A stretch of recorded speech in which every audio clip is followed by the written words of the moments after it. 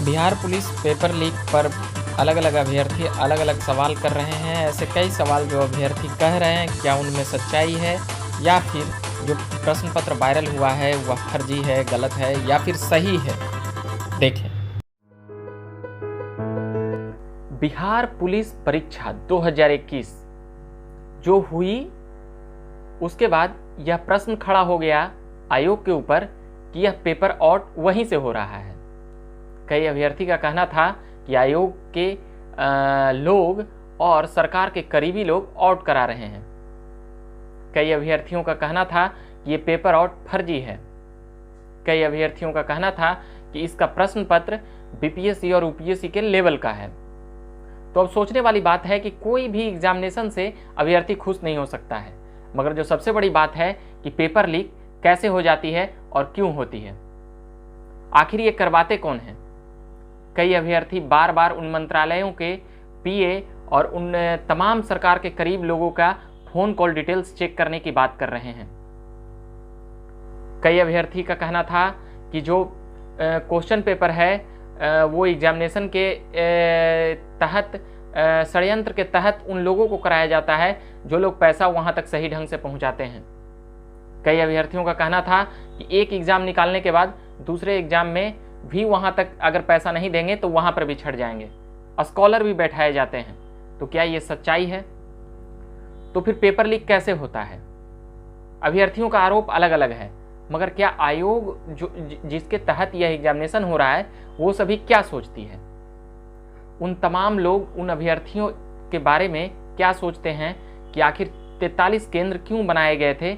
एक ही रूम में बैठा करके उन सभी को जनाब आप करवा देते एग्जामिनेशन जिनको जिनको करवाना है, तो फिर ये दिखावा क्यों? अगर 8 लाख 10 लाख देकर अगर रुपया में सिपाही बन रहे हैं, 20 लाख में दरोगा बन रहे हैं, तो फिर ये बातें कोई छोटी बातें नहीं है, ये बड़ी बातें हैं। मगर तमाम सरकारी महकमे के लोग इन सभी कारनामों को गुपचुप तरीके से करने में साथ देते हैं। आखिर जब साथ देते हैं तो उसके बाद फिर जब सोशल साइटों पर यह खबर फैलता है तो प्रशासन की तरफ से यह पाबंदी क्यों लगाई जाती है कि ये क्वेश्चन पेपर वायरल क्यों कर दिया गया? जो पेपर वायरल हो रहे हैं उन पेपर में सच्चाई कितनी है, इसकी जांच कौन करेगा? यह भी एक सवाल है। वैसे तो कई सवाल हैं अभ्यर्थियों के। कई अभ्यर्थी रो रहे थे जब उन्हें 1:30 बजे सेंटर के एग्जामिनेशन सेंटर के अंदर जाने नहीं दिया गया। 20 मिनट पहले आने की बात थी। फिर भी कई अभ्यर्थी का अलग अलग मुद्दा था। कई का जो डॉक्यूमेंट मांगा जा रहा था वो मैच नहीं हो सकता है। अभ्यर्थी बहाना कर सकते हैं, उनमें कमियां हो सकती है, वो देर से आ जा सकते हैं, मगर फिर भी उन सभी की जो भी समस्याएं थी उन समस्याओं पर बात करना बेहद जरूरी है। इन सभी के बीच जो सबसे बड़ी समस्या है पेपर लीक का मामला, धांधली का मामला, पैसे देकर नौकरी लेने का मामला। जो अभ्यर्थी गांव गांव में दूर दूर पटना से शायद सैकड़ों किलोमीटर दूर जब तैयारी करते हैं तो वो इस आशा में तैयारी करते हैं कि एक निष्पक्ष एग्जाम हो, मगर क्या निष्पक्ष एग्जाम हो रहा है बिहार में? इस पर कई धरना प्रदर्शन और आंदोलन चल चुके हैं। अभ्यर्थियों को जेल भी भेजा जाता है, मगर उन तमाम चीज़ों पर से नीपापोती क्यों की जाती है? ऐसे कई सवालों से सरकार घिर रही है, आयोग घिर रही है, सरकार के करीबी मंत्रालय घिर रहे हैं।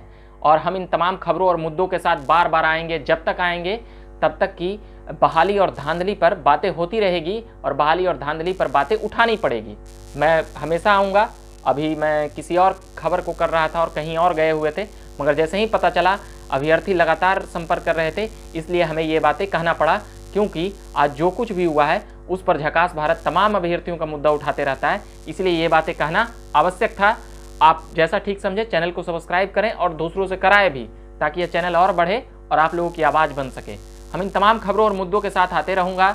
झकास भारत देखते रहिए। मैं हूँ रविकांत। धन्यवाद।